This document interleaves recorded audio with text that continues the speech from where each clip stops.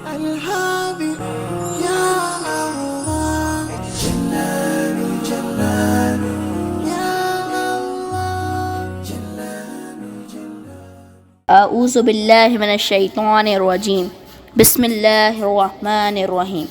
قارون حضرت موسیٰ علیہ السلام کا چچا زاد بھائی تھا۔ وہ فرعون کے دربار میں بطور جاسوس کام کرتا تھا اور فرعون کے لیے جاسوسی کرتا تھا۔ اس کے بدلے میں فرعون نے اسے اتنی دولت دی کہ اس کے پاس خزانوں کے ڈھیر لگ گئے۔ جیسے جیسے اس کی دولت بڑھتی گئی اس کا غرور بڑھتا گیا۔ اس نے اپنے لیے ایک عظیم و شان محل تعمیر کروایا جس کے دروازے سونے کے تھے۔ وہ دولت کے نشے میں چور ہو گیا اور اپنے عزیزوں اور رشتہ داروں اور اپنی قوم کے لوگوں کو حقیر و ذلیل سمجھنے لگا۔ ایک بار حضرت موسیٰ علیہ السلام نے قارون کو نصیحت کی جس کا ذکر قرآن میں اس طرح ہے: اور جو کچھ اللہ نے تم کو عطا کیا ہے اس سے آخرت کا گھر بھی حاصل کرو اور دنیاوی حصے کو بھی نہ بھولو، اور جیسی اللہ نے تم سے بھلائی کی ہے ویسی ہی تم بھی بھلائی کرو، اور ملک میں فساد نہ کرتے پھرو۔ یقین مانو کہ اللہ فساد کرنے والوں کو پسند نہیں کرتا۔ سورہ قصص آیت نمبر 77۔ قارون کو حضرت موسیٰ علیہ السلام کی یہ نصیحت پسند نہ آئی اور وہ حضرت موسیٰ علیہ السلام سے کہنے لگا کہ یہ دولت تمہارے اللہ نے نہیں دی، یہ تو میرے ہنر اور میری کوشش سے حاصل ہوئی ہے۔ میں تمہاری نصیحت مان کر اپنی دولت کسی پر برباد نہیں کر سکتا۔ حضرت موسیٰ علیہ السلام اسے بار بار اس راہ کی ہدایت دکھاتے رہے۔ قارون نے جب یہ دیکھا کہ حضرت موسیٰ علیہ السلام کسی طرح میرا پیچھا نہیں چھوڑتے تو انہیں زج کرنے اور اپنی دولت کی نمائش سے مرعوب کرنے کے لیے ایک دن بڑی شان سے نکلا۔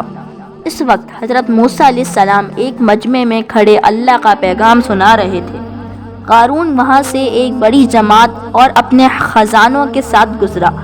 اس حرکت کا مقصد یہ تھا کہ اگر حضرت موسیٰ علیہ السلام کی تبلیغ کا سلسلہ یوں جاری رہا تو میں بھی دولت اور جواہرات کا مالک ہوں اور بہت سے لوگوں کی طاقت بھی ساتھ رکھتا ہوں۔ میں ان ہتھیاروں کے ذریعے موسیٰ علیہ السلام کو شکست دے کر رہوں گا۔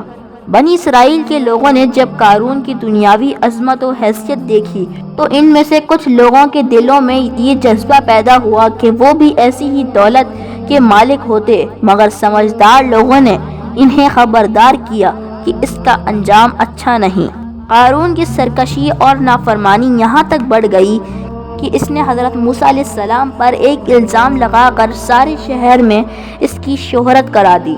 تب حضرت موسیٰ علیہ السلام نے قارون کے حق میں بد دعا کی اور اللہ تعالیٰ کے حکم پر زمین نے قارون کو نگلنا شروع کر دیا۔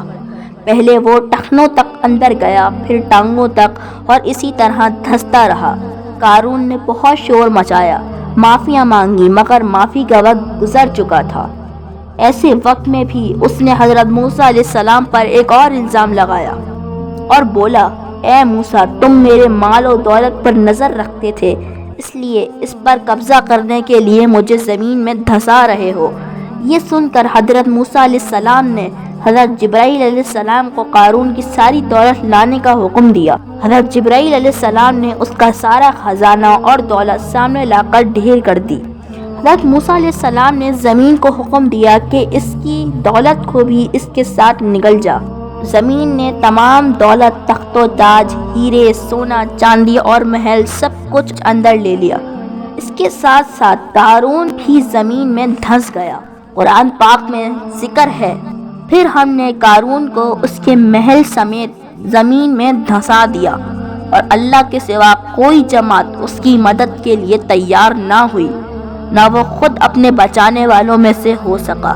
سورہ قصص آیت نمبر 81۔ السلام علیکم ورحمۃ اللہ وبرکاتہ۔